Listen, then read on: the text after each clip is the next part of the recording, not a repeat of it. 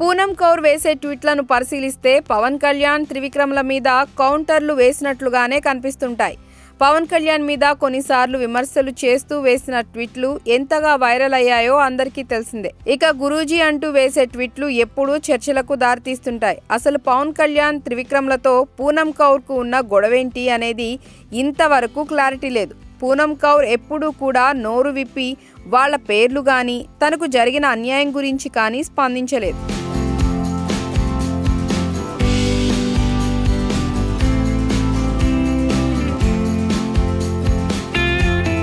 తాజాగా మొదటిసారి ఇలా ఓ పేరును చెప్పేసింది పూనం కౌర్. తాజాగా పవన్ కళ్యాణ్ తన రాజకీయ ప్రసంగంలో భాగంగా త్రివిక్రమ్ను ప్రస్తావించాడు.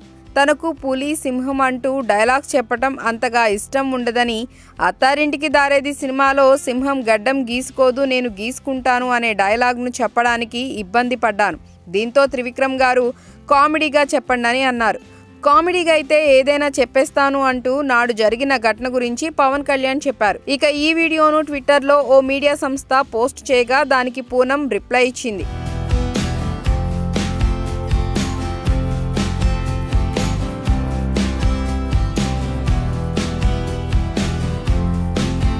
యూజ్లెస్ ఫెలో అంటూ త్రివిక్రమ్ పేరును పెట్టేసింది. దీంతో అంతా షాక్ అవుతున్నారు.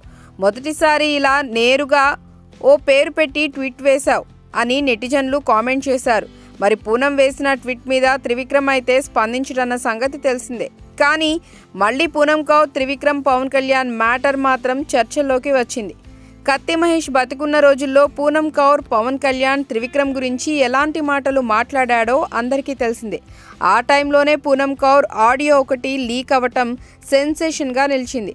ఇంతవరకు పూనం మాత్రం తనకు జరిగిన అన్యాయాన్ని బయట ప్రపంచానికి చెప్పుకోలేదు.